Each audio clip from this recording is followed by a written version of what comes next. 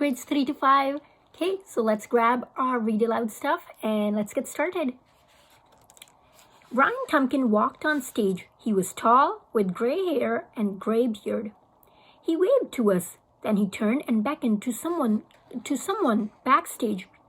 "I brought a friend with me," he said. "Come on, Uriah. Hurry up. The boys and girls are waiting for you." Nobody came out on stage, but Brian Tumpkin pretended that Uriah had. He pretended to be holding Uriah's hand, and he kept talking to him as if he were really there. I thought either this guy really was being silly or he was a great actor.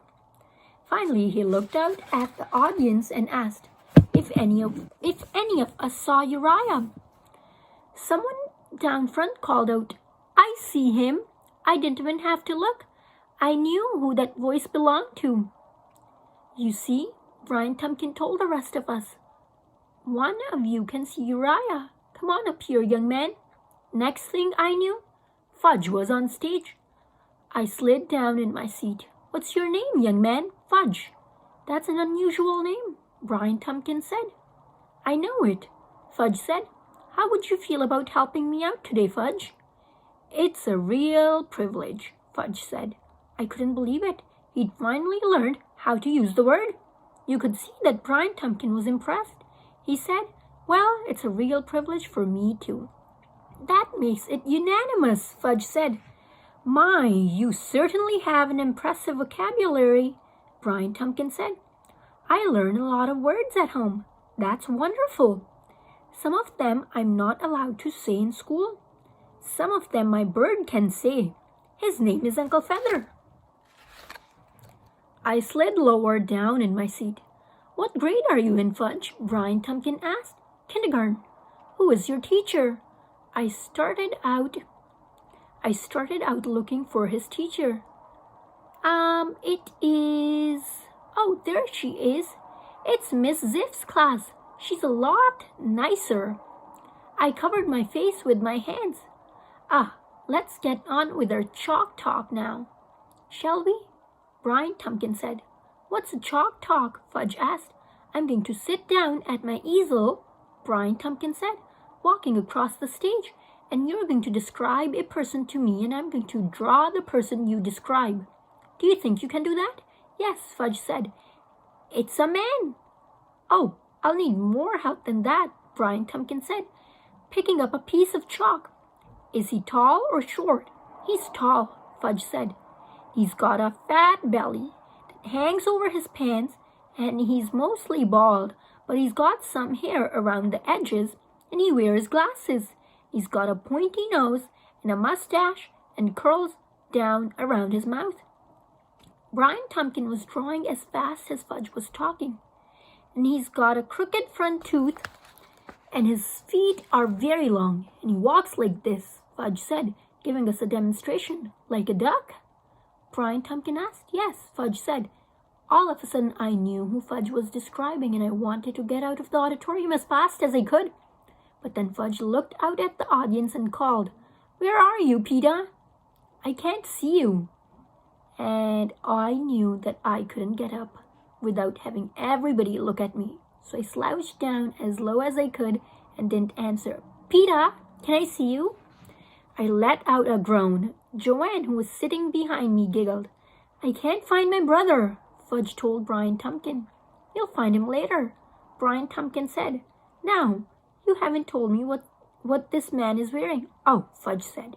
"He's wearing a blue shirt and a tie with stripes and brown pants and brown socks and brown shoes and brown shoelaces." "Brown shoelaces?" Brian Tumpkin repeated. "Okay, there we are." He brushed off his hands and held up the picture. "Does he look like anyone you know, Fudge?" "Yes," Fudge said. "Who?" Brian Tumpkin asked. "Mr. Green," Fudge said. The audience laughed. Brian Tumpkin smiled. "Who is Mr. Green?" "The principal," Fudge said. Now the audience roared. "Oh dear," Brian Tumpkin said. "Oh my." He put his hands to his mouth, and you could see that he was trying hard not to laugh. Mr. Green went up on the stage then and introduced himself to Brian Tumpkin. They shook hands. Mr. Green said, "I think it's a wonderful drawing and I'd like to have it for my office. Would you sign it for me?" "Certainly," Brian Tompkins said.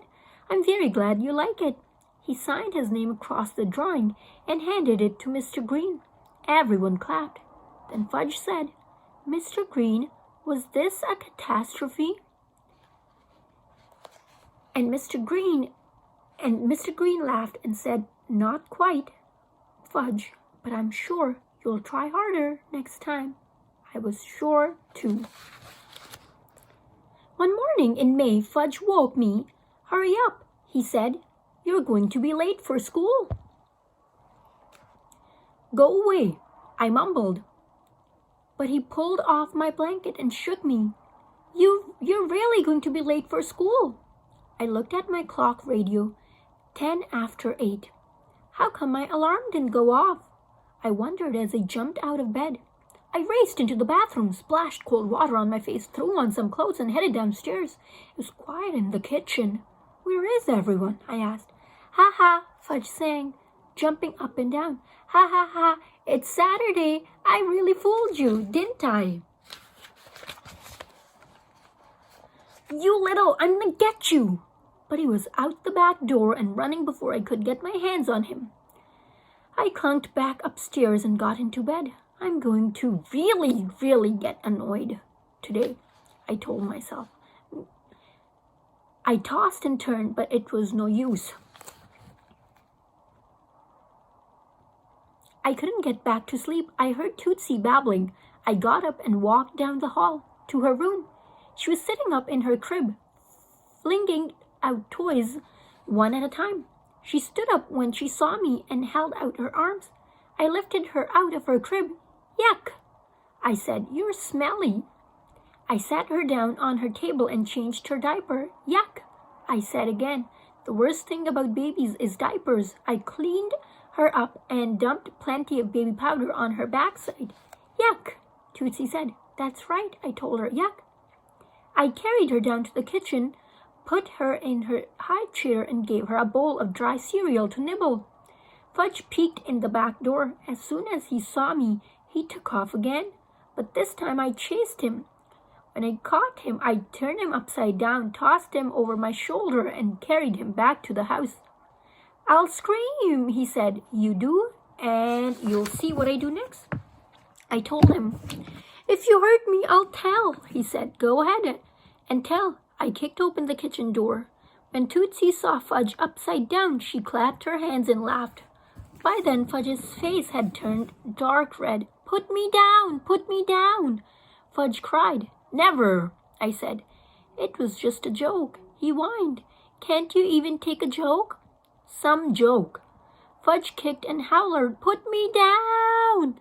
"Say please," I told him. "Please, please what?" I asked. "Please put me down." "Say you'll never wake me up on a Saturday morning again." "I'll never wake you up on a Saturday morning again."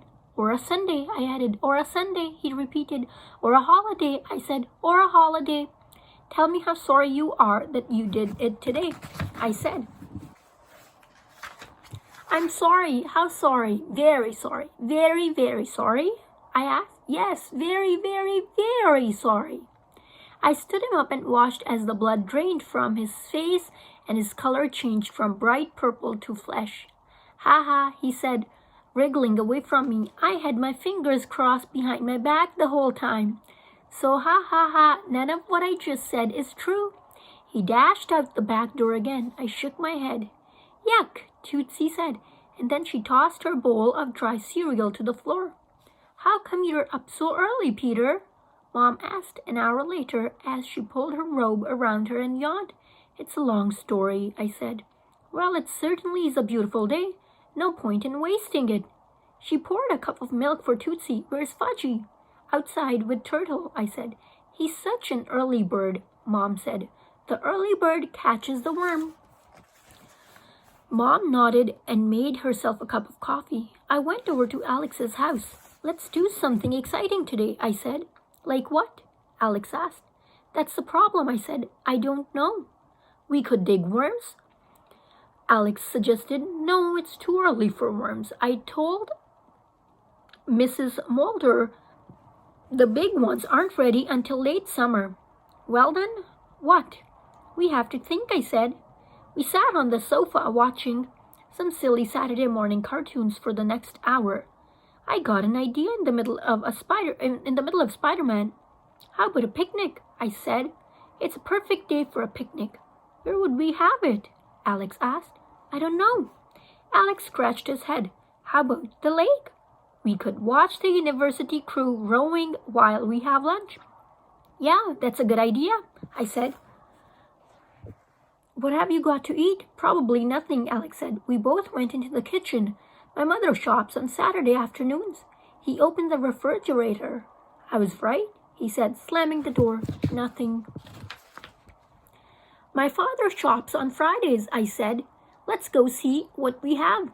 At my house, we found cold chicken, tomatoes, rye bread, fresh fruits, and frozen lemonade. Great, Alex said. Let's pack up. I went to work making sandwiches while Alex fixed the thermos of lemonade. Don't forget the salt, Alex said. Right. And the mayonnaise. I added, you can't bring mayonnaise on a picnic. Alex said, why not? It's too gooey. And besides, it can make you sick. Says who? My mother once got food poisoning from eating potato salad on a camping trip, Alex said. But we're not taking potato salad. It was the mayonnaise and the potato salad that did it, Alex said. But we're not going camping, I argued. We're just going to the lake. I don't want any mayonnaise on my food, Alex said. None. Okay, fine, I told him, and I spread mayonnaise on my 2 pieces of bread. And don't forget the salt. I took the salt shaker out of the lunch bag, held it up, and just to make my point, sprinkled some of it onto Alex's head. Very funny, he said, shaking it off. The screen door slammed. It was Fudge and Turtle. Turtle dove into his water dish and started slurping. Fudge looked around. What's going on?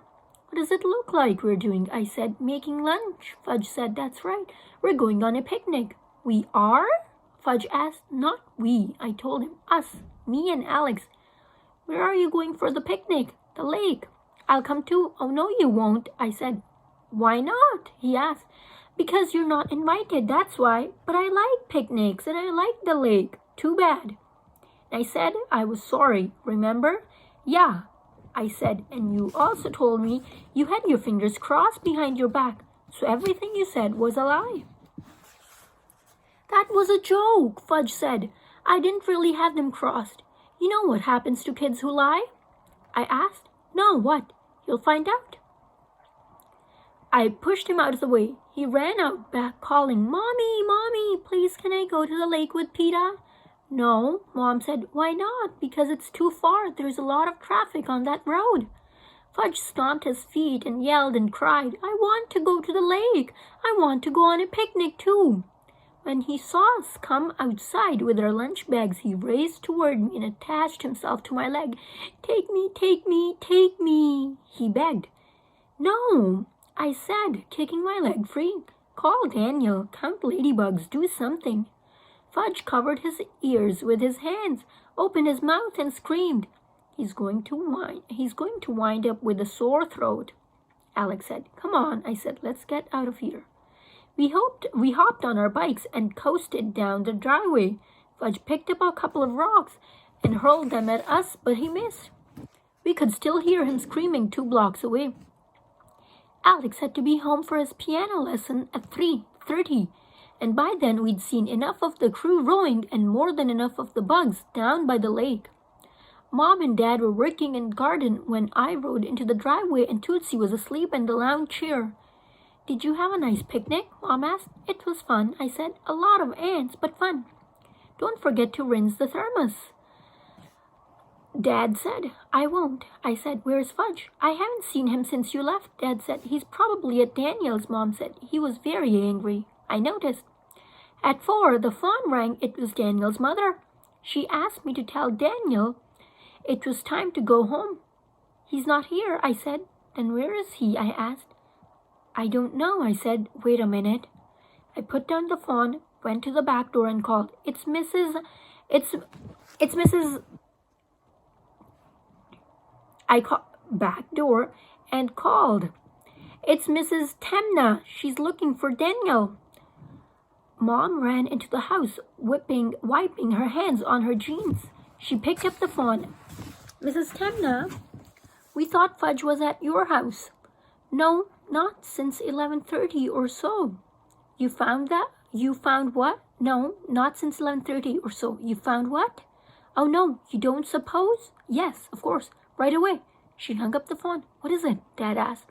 He was standing at the door listening. She found Daniel's piggy bank. Smashed, all the money's gone. Mom zipped upstairs to Fudge's room.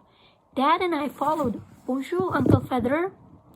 Uncle Feather said, where does he keep that bank Grandma gave him for his birthday? Mom asked, ignoring Uncle Feather. Here it is, I said, handing it on his shelf, and it's empty. Bonjour, Uncle Feather said. Oh, stop talking, I told him.